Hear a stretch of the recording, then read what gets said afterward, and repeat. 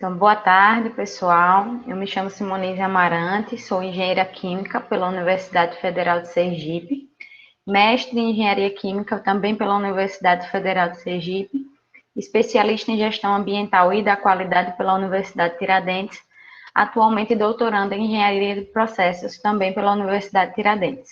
E estou como professora do ensino básico, técnico e tecnológico no Instituto Federal de Alagoas, campus Penedo, do curso subsequente em Química e dos cursos integrado em Química e em Açúcar e Álcool. Hoje a gente vai falar um pouco sobre o tratamento de água, e como ele ocorre, quais as etapas que envolvem o tratamento de água, e vamos discutir um pouco sobre elas, falar sobre os processos químicos que envolvem essas etapas. E qualquer dúvida durante a palestra, vocês podem perguntar, eu vou estar acompanhando o chat em alguns momentos, certo? E qualquer dúvida ao longo da palestra, vocês podem estar falando aí no chat. E a gente vai tirando as nossas dúvidas, tudo bem? Ao final do nosso curso, nós teremos a nossa lista de presença e vocês vão assinar para garantir o certificado de vocês. Tudo bem? Eu vou começar a projetar a apresentação.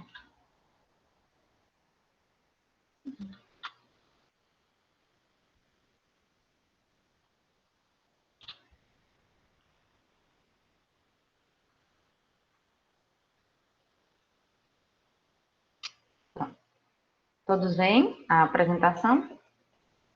Podem falar no chat que eu estou vendo. Certo. Então, como eu já falei, eu me chamo Simonize Figueiredo Amarante Cunha e hoje a gente vai falar um pouco sobre como ocorre o tratamento de água em uma estação de tratamento. Qualquer dúvida, só falar no chat. Então, vamos falar um pouquinho da água, né? A água, como a gente sabe, ela é uma substância de suma importância para a nossa sobrevivência, para a sobrevivência dos animais, de grande parte dos micro-organismos, e ela vem aí para saciar a nossa sede, também para nos nutrir, e outras tantas funções que o nosso organismo requer para a sobrevivência. O nosso planeta, ele é muito rico nessa substância. Apesar de nos chamarmos planeta Terra, mas de Terra nós só temos 30% da superfície do planeta. A água, ela cobre cerca de 70% da superfície do planeta Terra. Então, é uma substância em grande abundância. Apesar da gente falar água, na realidade, quando a gente fala, a gente pensa logo na substância H2O, né? Apenas nela. Mas a água, ela é algo muito mais complexo. Ela trata-se de uma mistura muito complexa. Mesmo sem impurezas, ela ainda é uma mistura de aproximadamente 33 substâncias diferentes. Quando a gente fala, por exemplo, em água mineral, a água que a gente consome em casa, esse mineral, essa palavra mineral, ela está aí com uma razão específica. Essa água, ela é rica em minerais, sódio, potássio, magnésio e outros tantos, que também são essenciais para a nossa sobrevivência, para que o nosso corpo desempenhe as funções que ele precisa. Então, por mais que a gente fale água e pense apenas em H2O, a água, ela é algo, a gente tem que ter em mente que ela é algo muito complexo. Então, além dessas substâncias que estão presentes na água e que são necessárias para a nossa sobrevivência, muitas vezes a gente tem muitas impurezas na água. E para isso, para remover essas impurezas e para poder consumir essa água, a gente precisa tratá-la antes de usar essa água na nossa casa. Então, mesmo que a gente considere que a água é pura, ela precisa ser tratada para que a gente possa consumi-la. Entretanto, obviamente, existem fontes onde a gente capta a água e realmente, ela está já nas condições de ser consumida. Mas para a gente estabelecer se ela está nessas condições, a gente precisa também fazer algumas análises químicas. Então, mesmo sendo considerada pura, a água ela precisa ser tratada para que a gente possa consumir. E onde é que ocorre esse tratamento? Esse tratamento vai ocorrer em um local chamado Estação de Tratamento de Água, as ETAs, ou ETAs. E lá, nesse local, na ETA, na ETA, a água ela vai ser tratada de modo que ela possa depois obedecer todas as normas e parâmetros de qualidade. Porque quando a água passa por essa estação de tratamento, que a gente vai ver que são diversas etapas, ela vai sair lá no final diferente do que ela entrou. E esse diferente, ele vai ter que obedecer uma série de parâmetros e normas, que são estabelecidos aqui no nosso país pelo Ministério da Saúde, através das portarias do Ministério da Saúde. Então, não é somente tratar de qualquer forma. A gente trata e depois analisa se a água está saindo do jeito que ela deve sair para poder ser consumida pelo ser humano. E se ela não estiver nessas condições, professora, a gente volta e retrata de uma maneira diferente. E aí a gente vai analisar alguns parâmetros específicos para estabelecer se essa água está dentro das normas estabelecidas. São os parâmetros físicos, químicos e microbiológicos. Então, analisando esses 3 tipos de parâmetros principalmente, a gente estabelece se a água ela foi tratada de maneira correta. Aqui a gente tem uma visão geral do que é uma estação de tratamento de água. A água ela vai precisar vir de um local. Normalmente esse local, a água, ela vai vir de um manancial ou de um rio, que usualmente está represado para ser mandada essa água para a estação de tratamento. Então, aqui tem a água represada, vem através de canos, através de um sistema de bombeamento e chega na estação de tratamento de água. Ao chegar na estação de tratamento de água, essa água vinda da represa vai já começar a receber o tratamento químico necessário e vai seguir para as próximas etapas, já no interior da estação de tratamento. Floculação, decantação, filtração, vai receber mais alguns produtos químicos e aí ela já vai estar tratada para poder ser distribuída para a nossa população. Ao sair das estações de tratamento, a água ela segue para aqueles reservatórios dos bairros, que são aquelas grandes caixas d'água que a gente vê na maioria dos bairros. E essas caixas d'água elas vão distribuir a água para a comunidade. Então, o que é que vai ocorrer exatamente dentro da estação de tratamento de água? As etapas de pré-cloração, pré-alcalinização e coagulação, que são essas etapas aqui do número 2, vão ocorrer também as etapas dentro da estação de tratamento de água, de floculação, decantação, filtração, desinfecção e correção, que é a adição desses produtos químicos, e o armazenamento na estação de tratamento de água. Então, a gente vai falar sobre todas essas etapas agora, bem detalhadamente. Aqui eu trouxe para vocês uma foto aérea de uma estação de tratamento de água no estado de São Paulo, né? Aqui a gente tem, na cidade de Penedo, por exemplo, a gente tem todas essas etapas que também estão mostrando aqui nessa estação de tratamento, claro, em escala um pouco menor, mas a gente vai ver todas essas etapas, o que significa cada uma dessas regiões aqui nessas estações. Eu trouxe só para vocês terem uma visão geral. E o que é esse tratamento de água, né? O tratar a água é quando a água passa por um conjunto de procedimentos físicos e químicos para que ela fique em condições adequadas para o consumo, ou seja, para que ela se torne potável. A água ela vai ser captada em locais adequados, usualmente em mananciais ou em rios. E quando a gente capta essa água desses locais, ela pode conter impurezas e micro-organismos que podem ocasionar várias doenças nos seres humanos.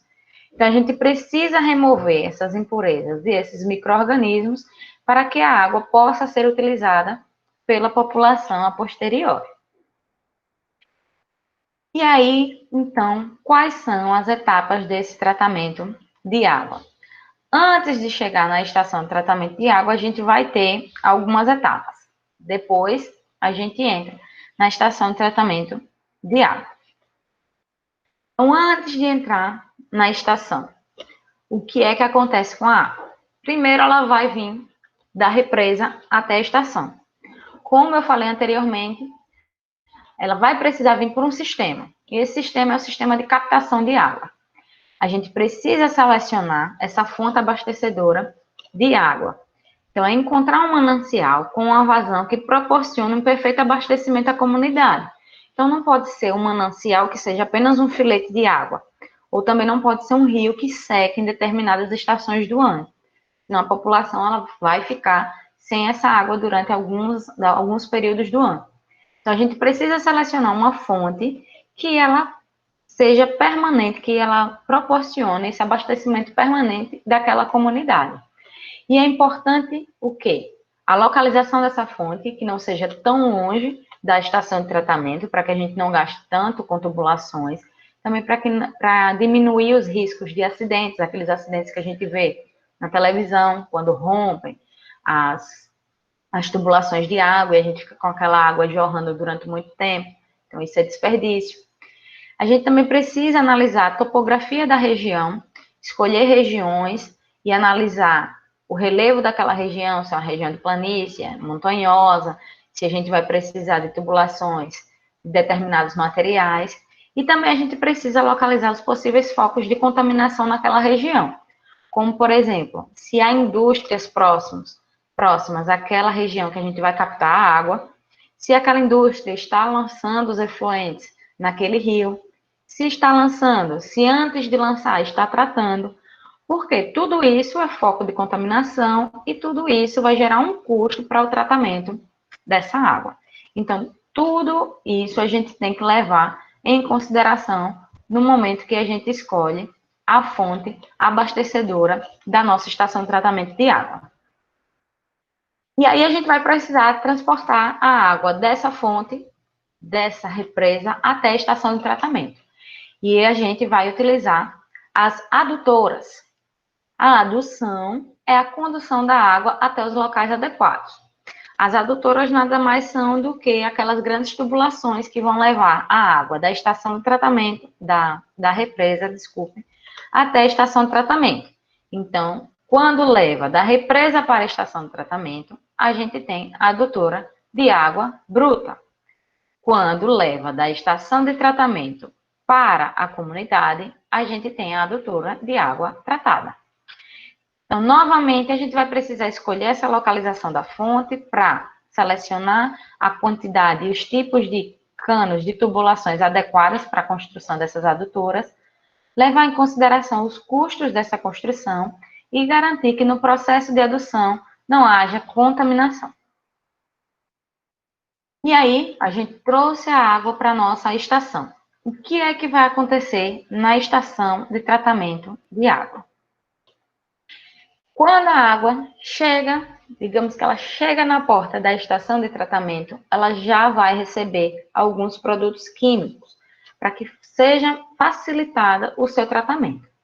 Então, na entrada da estação, a gente já vai realizar as etapas de pré-cloração e pré-alcalinização dessa água. A pré-cloração vai ser a adição de cloro assim que a água chega à estação, para que mais à frente a gente consiga retirar de maneira mais fácil o material orgânico e também metais que possam ter contaminado essa água. Já a pré-alcalinização é quando a gente adiciona cal ou soda à água, para que ajuste o pH aos valores exigidos para as fases seguintes de tratamento. Para o consumo humano, é recomendado, pela Portaria do Ministério da Saúde, que o pH da água esteja entre 6 e 9,5. Então, essas duas etapas ocorrem assim que a água chega na estação de tratamento. Então, assim que chega, ela vai receber um pouco de cloro e vai receber um pouco de cal, de hidróxido de cálcio. O cloro, para facilitar a retirada da matéria orgânica e de metais nas próximas etapas, e a cal, o hidróxido de cálcio, para ajustar o pH para as próximas fases. E depois da adição desses compostos, a gente vai iniciar as etapas de remoção das nossas impurezas. A remoção das nossas impurezas, elas vão ocorrer principalmente por um fenômeno chamado coagulação. O que é o fenômeno de coagulação? O fenômeno de coagulação é fazer com que as impurezas elas comecem a se aglomerar, a se juntar umas com as outras e formem grandes flocos de sujeira. e vai facilitar a remoção deles pelas etapas posteriores. Quando a gente tem uma pequena impureza, um pequeno grãozinho de impureza, fica mais difícil de remover. Mas à medida que essas impurezas, elas agem, o coagulante age sobre elas e faz com que elas se juntem, a gente vai ter grandes flocos de impurezas. E esses grandes flocos, eles vão ficar maiores e vai ser mais fácil de ser removido nas próximas etapas. E como é que a gente faz o fenômeno de coagulação na estação de tratamento de água? A gente adiciona alguns compostos químicos. Quais os principais compostos adicionados para facilitar o fenômeno de coagulação das impurezas? São sulfato de alumínio, cloreto de ferro ou algum outro coagulante. Então, quando a gente adiciona, ó, aqui nessa canaleta, a gente está adicionando o coagulante. A gente adiciona o coagulante na água e a gente provoca uma intensa agitação nessa água. Por quê? Quando a gente adiciona o coagulante, ele vai agir em cima da impureza para que as impurezas comecem a se unir. E aí a gente provoca essa agitação, essa turbulência na água para quê? Para que as impurezas comecem a se chocar umas com as outras, comecem a se bater umas com as outras, e aí elas comecem a se unir umas às outras, para a gente conseguir remover elas de maneira mais fácil nas próximas etapas. Então, a gente adiciona o coagulante e provoca uma intensa agitação nessa água, para promover a união das impurezas. Notem aqui a intensa agitação, a intensa turbulência da água nessa região. O coagulante ele é adicionado aqui em cima. Depois da coagulação, então, a gente perturbou essas impurezas, fazendo com que elas começassem a se unir, e elas vão agora começar a formar os grandes flocos de sujeira. Então, a água, quando é adicionado o coagulante e começa a agitar, as impurezas começam a formar esses flocos. As partículas se transformam em flocos mais pesados que vão sedimentar. A agitação suave facilita o contato dos flocos sem quebrá-los. Olha só. Isso aqui tudo, essa espuma aqui em cima, é sujeira. Essa sujeira ela só se uniu porque a gente adicionou um coagulante. Então, agora essa sujeira começa a ficar mais pesada e ela vai começar a sedimentar nas próximas etapas.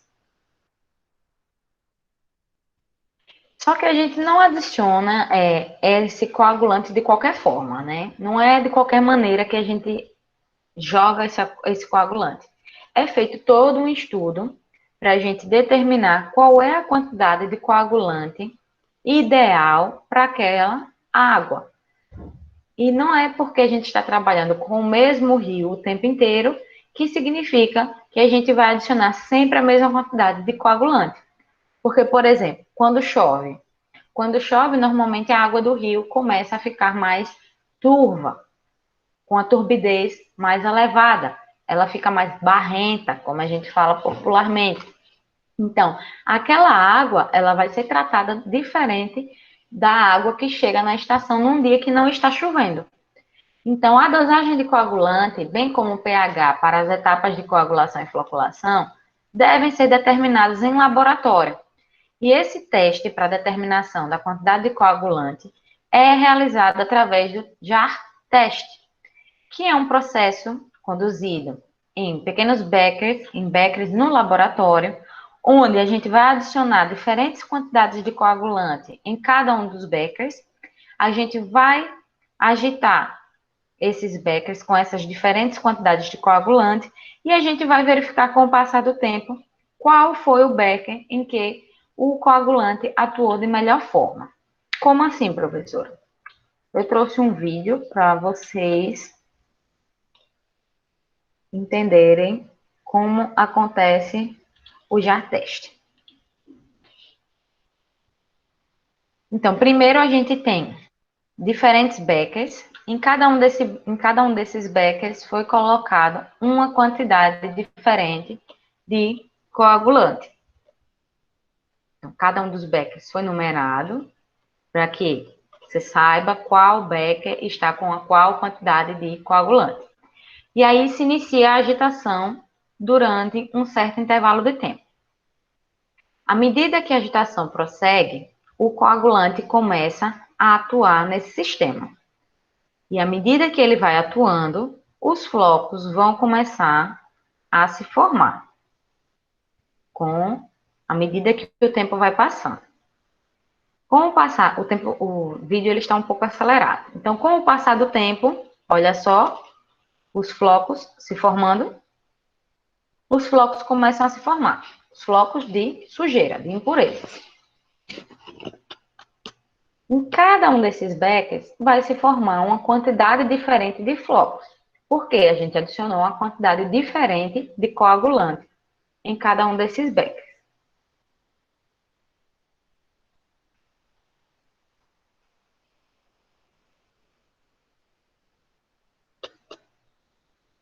A agitação, então, é cessada. Desliga-se a agitação.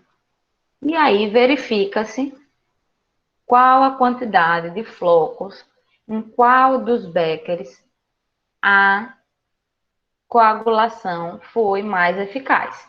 Então, em qual delas a remoção de impurezas foi maior. Obviamente, quanto maior a quantidade de flocos, melhor foi a remoção dessas impurezas. E aí o teste, o JAR-teste, ele é finalizado. Então, a partir do JAR-teste, a gente determina qual a quantidade de coagulante necessária.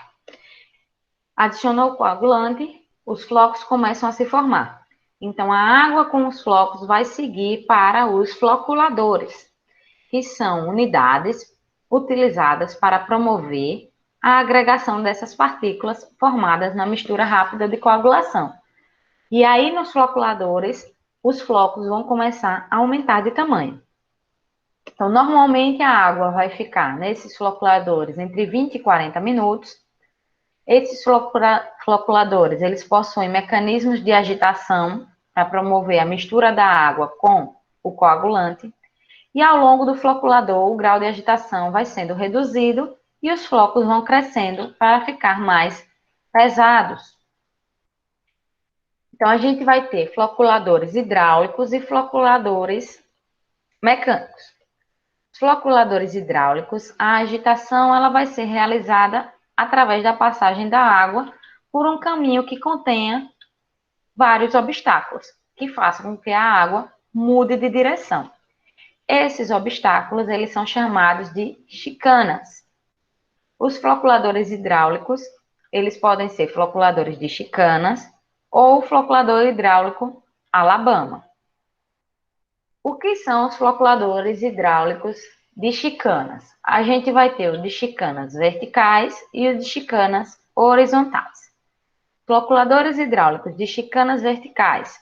A gente tem, então, paredes que vão servir de obstáculos para a passagem da água, em que em uma parede a água vai passar por baixo, em outra parede já vai passar por cima, na seguinte por baixo, então fazendo com que a água fique em movimento descendente, ascendente, descendente, ascendente.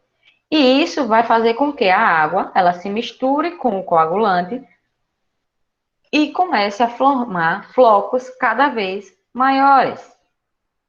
Aqui a gente tem uma foto de um floculador hidráulico de chicanas verticais, possui normalmente 40 câmaras, são muitas câmaras, para fazer com que a água vá fazendo esse movimento de subida e descida de uma câmara para a outra, fazendo com que os flocos vão aumentando de tamanho. E como são os floculadores hidráulicos de chicanas horizontais? Os de chicanas horizontais vai fazer com que a água fique indo sucessivamente da direita para a esquerda, da direita para a esquerda. Essas chicanas nada mais são do que paredes. Então, a água ela vai realizar um movimento de zigue-zague no interior dessas câmaras, fazendo com que, novamente, os flocos de sujeira vão se chocando uns com os outros, aumentando de tamanho. A agitação é assegurada por essas mudanças de direção, fazendo o movimento de zigue-zague. Aqui a gente tem um floculador hidráulico de chicanas horizontais. Notem que, olha a redução de tamanho. No de chicanas verticais, a gente tinha um floculador com cerca de 40 seções. Esse daqui já é bem mais reduzido. Os floculadores hidráulicos de chicanas horizontais, eles são aconselháveis na utilização do tratamento de vazões elevadas, quando a gente tem uma grande quantidade de água. E além dos floculadores hidráulicos de chicanas, a gente tem os floculadores hidráulicos Alabama. Como são esses floculadores? Eles lembram um pouco os de chicanas verticais. Porém, notem como a água vai se movimentar. A entrada da água sempre vai ser pela parte inferior. Assim que a água passa de uma câmara para outra, ela se choca numa pequena parede e faz com que a água suba. Mas para passar para a próxima seção, ela vai novamente descer, vai se chocar com uma outra parede e assim sucessivamente. Então, os flocos, eles são lançados para cima junto com a água em tratamento. Em seguida, eles vão descer com o fluxo de água. E os flocos que estão subindo trombam com os flocos que estão descendo, resultando em flocos ainda maiores. E aqui a gente tem fotos de um floculador hidráulico do tipo Alabama. Ele também vai ter uma quantidade menor de câmaras do que o floculador hidráulico de chicanas verticais. Eles são mais fáceis de operar quanto à sua limpeza e ajuste de floculação. Notem que eles são bem parecidos. Todos eles vão ter um obstáculo para fazer com que a água mude de direção do seu fluxo. Depois da etapa de floculação, a gente vai passar para a etapa de decantação. Na etapa de decantação, na realidade, primeiro, o que é decantação? Decantação é um processo de separação de misturas heterogêneas, onde, no nosso caso, a gente vai ter uma mistura formada por um líquido e um sólido. No caso, o nosso líquido é a água e o nosso sólido são os flocos de sujeira. Se a gente tomar aqui como um exemplo esse sisteminha, uma água barrenta, quando a gente deixa um copo com água barrenta em repouso, com o passar do tempo a gente verifica que o barro ele vai se juntando no fundo do copo, porque ele é mais pesado do que a água. Então, isso é o processo de decantação. É a separação de uma mistura homogênea sólido-líquido, no nosso caso, através de um tempo de repouso, fazendo com que essas duas substâncias se separem. O que é que vai se separar na estação de tratamento de água? A água dos flocos de sujeira. Os flocos de sujeira eles são mais pesados, eles vão se depositar no fundo dos tanques de decantação e a água vai ser recolhida na parte superior. Nessa foto a gente tem grandes tanques de decantação. A água fica lá em repouso, aguardando com que os flocos sedimentem e a gente consiga remover essa água na parte superior clarificada. A decantação nas estações de tratamento de água, elas ocorrem em decantadores que podem ser de fluxo horizontal, que são os decantadores convencionais, ou nos decantadores tubular ou vertical, ou ainda chamado de decantadores alta taxa ou decantadores laminares. Vamos falar um pouquinho sobre cada um deles. Depois que a água vem da etapa de floculação, ela entra nos decantadores e vai ser distribuída em todo o decantador. Vamos falar do decantador de fluxo horizontal, o convencional. Então, a água ela vai preencher todo o decantador, que nada mais é do que um grande tanque.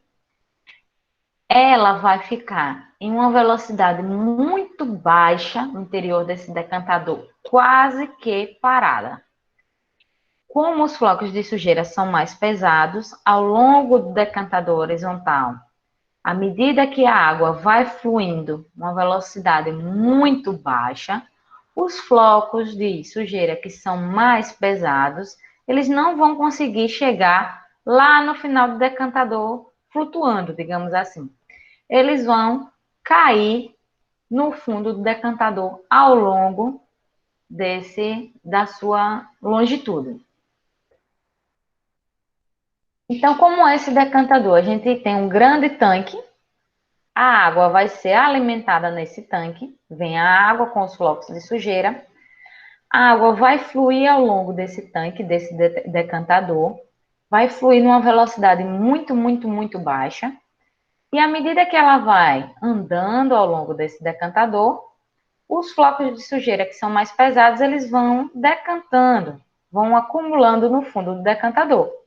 E a gente vai chegando na outra extremidade do decantador com a água clarificada, sem as impurezas. E essa água, ela vai ser removida cuidadosamente, próximo à superfície, para que a gente não arraste esses flocos de sujeira. Quais são as vantagens desse tipo de decantador? Eles são ideais para vazões baixas, então para pouca quantidade, suporta variações de vazão, ou seja, mudanças de velocidade, e ele pode ser adaptado para funcionar como um decantador de fluxo vertical, que a gente vai ver mais à frente. E qual é a desvantagem? A gente precisa de muito tempo dessa água descansando nesse decantador, passando por esse decantador. A velocidade da água deve ser baixa para que a gente não arraste esse lodo que vai se juntando. E pode apresentar correntes secundárias, ou seja, correntes de fluxo no interior desse decantador, que vai prejudicar a sedimentação. Então, essas são as desvantagens. A gente tem que analisar as vantagens e as desvantagens para cada tipo de estação de tratamento. Não é porque a estação de tratamento de Penedo atua com decantadores horizontais que a estação de tratamento de Piaçabuçu vai também trabalhar dessa maneira. Não. Cada uma vai trabalhar de acordo com o fluxo de água que ela recebe. E o decantador tubular ou vertical? Se eu não me engano, na estação de tratamento de água de Penedo é desse. São tanques com dimensões menores do que o decantador horizontal. Vai possuir uma série de tubos dispostos verticalmente e eles são inclinados. A gente vai ver uma foto mais à frente. O que é que esses tubos vão fazer? Vão fazer, à medida que a água vai passando sobre eles, as partículas de lodo, elas vão se chocando com eles e vão sedimentando. Vão seguir para o fundo desse decantador. Como assim, professora? A água, ela vai ser, aqui é uma foto de um decantador vertical ou tubular. A água, ela vai passar pelo interior, aqui está vazio, obviamente.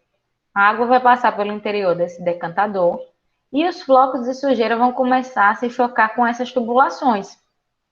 E vai fazer com que o floco ele seja conduzido para a parte inferior desse decantador. Quais são as vantagens desse decantador vertical, professor? A gente pode aplicar uma maior taxa de escoamento superficial no menor tamanho, ou seja, a gente vai tratar a água numa velocidade maior e vai precisar de um espaço menor, uma alta eficiência na separação dos solos. Mas quais são as desvantagens? É muito difícil de realizar reparos ou trocar essas placas, dá muito trabalho. A gente precisa de um perfeito controle do fluxo de entrada do líquido e dos sólidos.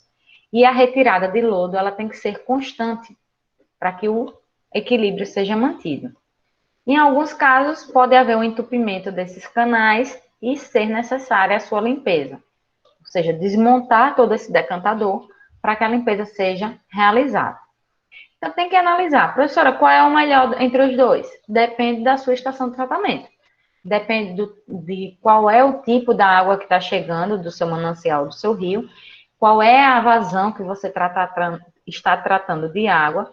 Então, vai depender. Não é que um seja melhor do que o outro. Vocês viram que cada um deles tem vantagens e desvantagens. Então, cabe ao técnico, ao engenheiro dessa estação de tratamento, analisar qual deles vai ser melhor para aquele momento. E aí a gente falou que vai se juntando esse lodo na parte inferior desse decantador. E ele não vai poder ficar lá para sempre. Então, à medida que vai se juntando, a gente vai amontoando uma quantidade maior de lodo. A gente precisa remover esse lodo. E essa remoção ela pode ocorrer de maneira manual ou de maneira mecanizada. Então, manual o funcionário da estação de tratamento vai nos tanques, o tanque é totalmente seco, e esse lodo vai ser removido. E mecanicamente vão passar raspadores na parte inferior desse decantador e a gente vai raspar esse lodo do fundo do decantador. Esse lodo, ele tem natureza físico-química, nada mais é do que a sujeira que a gente estava removendo da água. Tem uma eficiência hidráulica das unidades de processo, então precisa ser tratado, e ele depende do tipo e da dose do coagulante que a gente aplicou. Cerca de 60 a 95% do lodo gerado é acumulado nos tanques de decantação. Então, eles normalmente ficam presos aí nessa etapa. A partir daí, a água já vai praticamente sem impureza para as próximas etapas. Usualmente, a gente precisa limpar os tanques de decantação a cada 2 ou 3 meses, a depender da quantidade de lodo que está sendo gerado. Como eu falei, a gente pode remover de maneira manual ou de maneira mecanizada. A gente deve realizar a descarga e a limpeza dos tanques, pelo menos 1 a 2 vezes por ano, a depender da proliferação dos micro-organismos também. Então, tudo isso tem que ser analisado. Então, olha, não é pouca a quantidade de lodo que se forma, isso aqui é lá no Paraná. Então, depende da quantidade de água que você está tratando e também da qualidade dessa água, né? Professora, sempre vai ser necessário que a gente pare a estação a cada 3, 4 meses para limpar esses decantadores? Não, a gente vai analisar a quantidade de lodo que está se gerando e a qualidade desse lodo que está se gerando, para saber em qual momento vai parar a estação para a limpeza desses decantadores. Após a decantação, vem a etapa de filtração. Então, como eu disse para vocês, a água ela já sai praticamente sem impurezas da etapa de decantação. Ela segue para a etapa de filtração para remover aquelas poucas impurezas que ainda estão na água. A água ela vai passar pelos filtros de carvão mineral, areia, pedregulho e cascalho. Como assim, professora? Os filtros das estações de tratamento são grandes tanques, onde a água ela vai ser alimentada, como nessa figura aqui do canto esquerdo. A água ela é alimentada na parte superior desse tanque, e aí ela vai percorrer esse caminho que vai do carvão mineral, passa por uma seção de areia, seguida de uma seção de pedregulhos e, por fim, uma seção de cascalho. Então, quando a água passa por todas essas seções, a impureza vai ficando pelo caminho, porque ela é mais densa, ela tem um diâmetro maior, mais elevado do que a das moléculas de água. Então, elas vão ficar presas por todos esses caminhos. E aí, ela vai sair, após passar por todos esses obstáculos, a água filtrada. Várias camadas filtrantes são necessárias para que a gente retenha os flocos menores que não ficaram na decantação. Então, depois que a água passa pelas etapas de coagulação e floculação, que foram as etapas iniciais, a gente adiciona o coagulante e espera que os flocos se formem e cresçam. Depois que passa pela etapa de decantação, onde os flocos começam a sedimentar e a água começa a ficar sem as impurezas, ocorre a formação do lodo. E, por fim, pela etapa de filtração, a gente diz que a água foi clarificada. A união dessas 3 etapas compõe a etapa de clarificação da água em uma estação de tratamento. Todas as partículas de impureza, praticamente todas, são removidas, deixando a água límpida. Mas ainda a água não está pronta para ser usada, a gente precisa de mais alguns processos. Porém, a água já está clarificada. Para garantir a qualidade da água, após a clarificação, a gente segue para a etapa de desinfecção. Então, aqui são os filtros nas estações de tratamento. Notem que a água ela vai ser alimentada pela parte superior e ela começa a descer. Bem como os decantadores, durante o ano, os filtros também precisam ser limpos. Então, eles são esvaziados, toda a água é removida, e aí todas essas camadas filtrantes, elas são retiradas e são trocadas, né? Pode passar por um processo de remoção de impurezas e reutilização, ou podem ser trocados, né? A gente troca a camada de carvão, a de areia, a de pedregulho e a de cascalho. Por quê? Porque vai chegar um momento em que ou o sistema de filtração vai entupir, porque a gente já tem muita impureza nos canais em que a água passa, ou a sua filtração já não vai ser mais satisfatória. Então, bem como os decantadores, os filtros das estações de tratamento de água também precisam ser limpos. Nos decantadores, a gente remove o lodo. Na filtração, a gente limpa as camadas filtrantes. Depois que a água, passou pelas etapas de clarificação, ela segue para a etapa de desinfecção e cloração. A gente usa o cloro na etapa de desinfecção porque ele é um desinfetante que elimina micro-organismos que podem prejudicar a saúde. Então, os micro-organismos que não são retidos nessas etapas anteriores que a gente falou e que podem ocasionar doenças aos seres humanos, eles são removidos na etapa de cloração, através da adição de cloro. Quando a gente aplica o cloro, a gente promove a desinfecção, a remoção de cor e o controle de gosto e odor das águas que saem da estação de tratamento de água. Professora, e quais são as vantagens e as desvantagens de se utilizar cloro para desinfecção? Por que usualmente as estações de tratamento de água utilizam o cloro? Porque ele possui um baixo custo, ele tem uma grande disponibilidade no mercado, a gente encontra ele facilmente. Ele é um excelente agente oxidante e desinfetante. É fácil a sua aplicação, a gente aplica ele de maneira fácil. Ele oxida também ferro e manganês, que são compostos que conferem uma cor característica à água, aquela água amarelada normalmente. Então, ele remove essa cor e o sabor e odor dessa água. E o excesso adequado garante a desinfecção nas próximas etapas. Como assim, professor? Quando a gente adiciona o cloro na estação de tratamento de água, ele é adicionado em excesso. Por quê? Porque o cloro ele vai se desprender dessa água com o passar do tempo. Então, à medida que essa água ela vai ser distribuída para a comunidade, ela vai passar por diferentes tipos de tubulações. E essa passagem da água por essas tubulações, o cloro vai se desprendendo dessa água. Então, esse cloro na estação de tratamento é adicionado em uma quantidade um pouco maior do que a necessária para conferir que, quando a água chegar lá na sua casa, ela ainda vai ter um teor de cloro que ainda proporciona essa desinfecção da água. Professor, existem desvantagens do uso do cloro? Sim. O cloro, ele promove a formação de subprodutos da desinfecção. Quais são esses subprodutos? São os trialometanos, os THMs, que eles são compostos poluentes. Então, por isso que a gente deve controlar a quantidade de cloro colocada. Não é professora, mas aí a senhora disse que a gente adiciona em excesso. Mas não é qualquer excesso, é um excesso controlado, para que não ocorra a formação desses compostos caso o cloro se ligue com alguma outra impureza que ainda exista nessa água.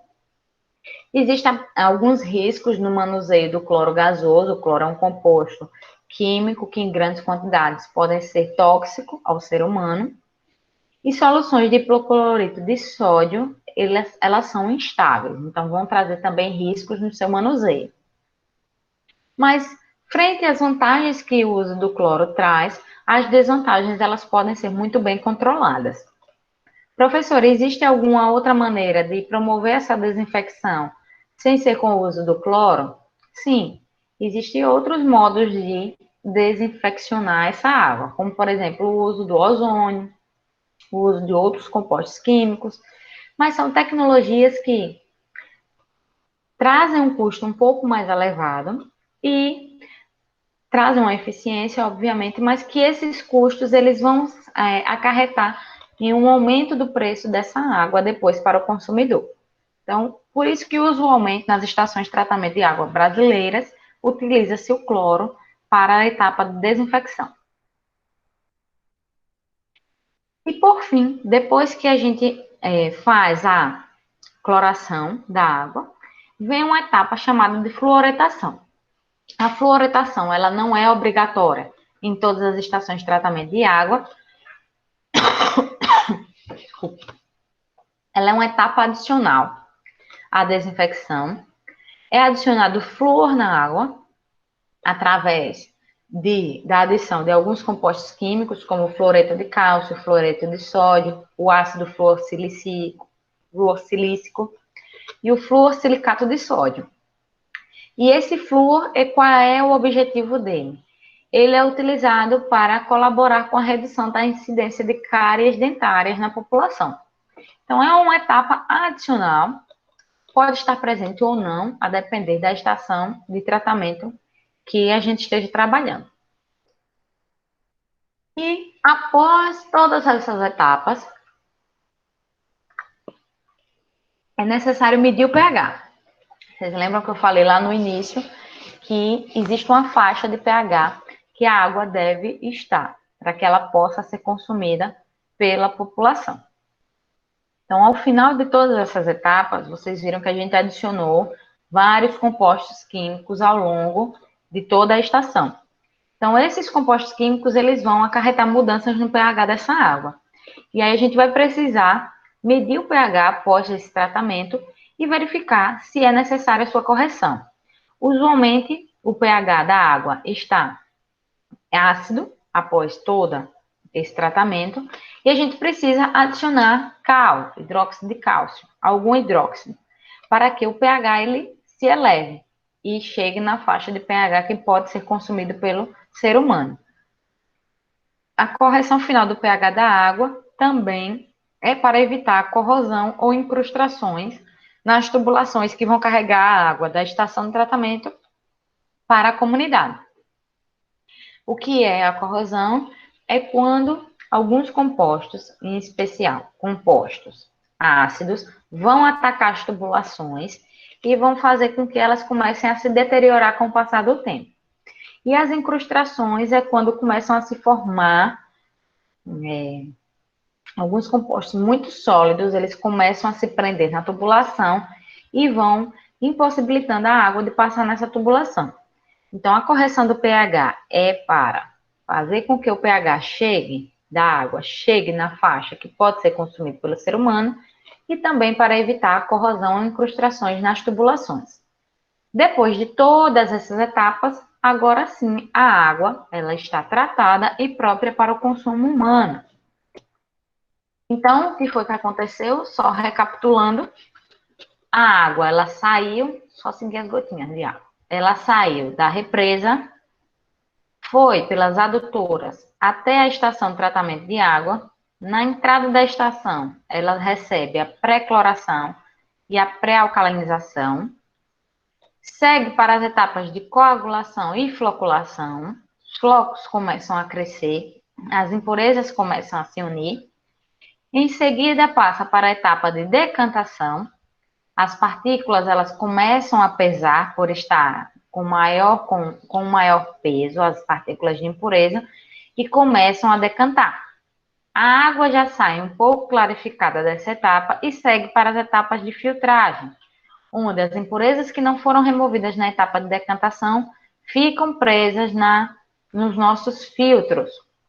Por fim, a água passa pela etapa de desinfecção com adição de cloro e flúor, segue para os reservatórios das comunidades e é distribuída para a comunidade. Então, esse é o nosso tratamento de água em uma estação de tratamento de água, popularmente conhecida como ETA. Certo, pessoal? Então, era isso que eu tinha para mostrar para vocês hoje. Eu vou fechar aqui. Só para poder olhar para vocês. Então, eu quero saber agora se vocês têm dúvidas. Realmente é um assunto bem curtinho, claro que em uma aula a gente ia detalhar todos esses processos, exatamente como ocorrem os fenômenos que ocorrem em cada um deles. Mas aqui para o nosso curso, é isso que eu tinha para mostrar para vocês. Eu vou colocar aí no chat agora a nossa lista de presença. Então, vocês clicam nela, preenchem os dados que é solicitado, para que depois vocês tenham acesso ao certificado de vocês. E agora eu queria saber se algum de vocês tem dúvidas, tem alguma curiosidade sobre alguma etapa. Aí na cidade de Penedo, a estação de tratamento é lá próximo ao cemitério. E é isso, pessoal. Alguma dúvida?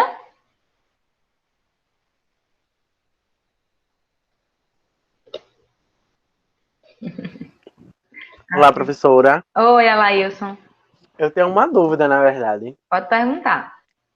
Se, por exemplo, eu acho que nem todas, por exemplo, a minha comunidade não tem adutoras, por exemplo, não recebe água do sistema do SAI, que é aqui de Penedo. Existe um reservatório, um poço cartesiano, na própria comunidade que fornece água para a comunidade. Então, existiria uma mini ETA dentro desse reservatório, por exemplo? Olha, Lailson, na última vez que eu estive na ETA de Penedo, a técnica de lá, a Leni, ela falou que em algumas comunidades existem a análise daquela água que sai desse poço artesiano, né? Eu sei como são esses poços. E aí essa água, ela também é analisada. Porém, alguns desses poços, a gente sabe que eles já possuem uma água com uma qualidade um pouco mais elevada do que a água que vem do rio, por exemplo. Mas são realizadas análises corriqueiras nessas águas que são removidas dos poços artesianos. Possa ser, como eu falei lá no início, alguns desses poços não necessitam que a gente passe por todo um tratamento, mas necessita que seja feita a análise para que se assegure que a água que está sendo consumida ali, ela realmente é de qualidade. Mas aí só a gente vendo mesmo se nessa região ia ter uma pequena estação. Em algumas comunidades tem sim. É uma estação um pouco mais reduzida. Obrigado. Nada. Então, se vocês não têm dúvidas, vocês assinam a lista de presença para ter o certificadozinho lá de vocês. Queria agradecer mais uma vez a presença de vocês aqui, alguns que já estavam também presentes no outro curso que a gente fez. E é isso, certo, pessoal? Obrigada mais uma vez pela presença de todos. E até a próxima. Tchau, professora. Tchau.